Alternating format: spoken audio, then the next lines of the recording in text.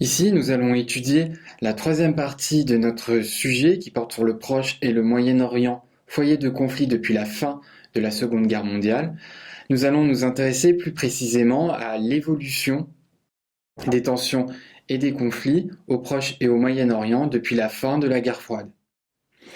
Premier point, il faut revenir ici sur les espoirs déçus d'une résolution de la question palestinienne. À la fin de la guerre froide, les États-Unis, et notamment l'administration de Bill Clinton, décident de patronner un processus de paix entre les Palestiniens et Israël.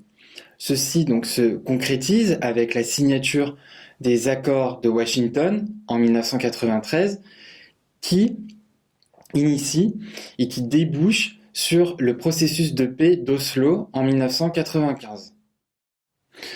Cependant, ce processus de paix se retrouve rapidement bloqué, comme l'illustre la reprise des violences.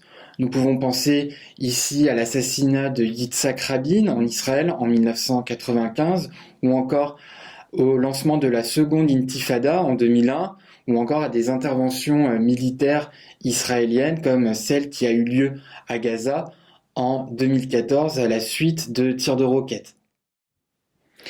Il existe en effet 4 facteurs principaux de blocage de la résolution de la question palestinienne.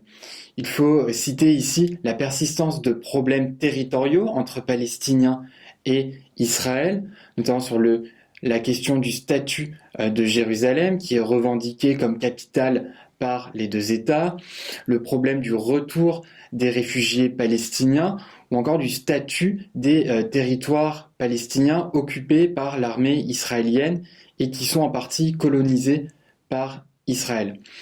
Il faut aussi mentionner les divisions des Palestiniens entre modérés du Fatah et radicaux du Hamas qui sont au pouvoir à Gaza.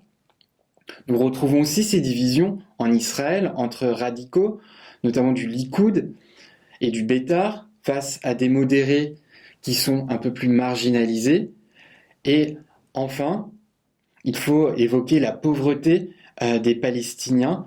La Palestine est en effet un PMA qui ne survit que grâce à l'aide internationale. Dernier point, il faut revenir sur des tensions contemporaines entre islamisme politique et démocratie. En effet, l'islamisme politique devient une donnée fondamentale dans la région, notamment après les attentats du 11 septembre 2001. Tout d'abord, cet islamisme politique peut prendre des formes radicales et djihadistes et donc être à l'origine de tensions et de conflits qui frappent non seulement les États du Proche et du Moyen-Orient, mais aussi les États occidentaux. Nous pouvons penser ici à Daesh qui s'est développé sur les ruines de l'Irak après la Deuxième Guerre du Golfe en 2003. Daesh prend son essor dans ce pays dès 2006 avant de contaminer la Syrie qui est alors en pleine guerre civile à partir de 2013-2014.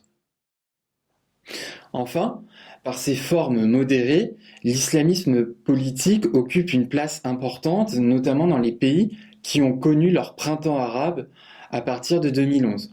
Nous pouvons penser ici à l'Égypte, où les frères musulmans sont parvenus à faire élire démocratiquement un président issu de leur rang en 2012, Mohamed Morsi, avant que celui-ci ne soit renversé par un coup d'État militaire, celui du général al-Sisi, en 2013.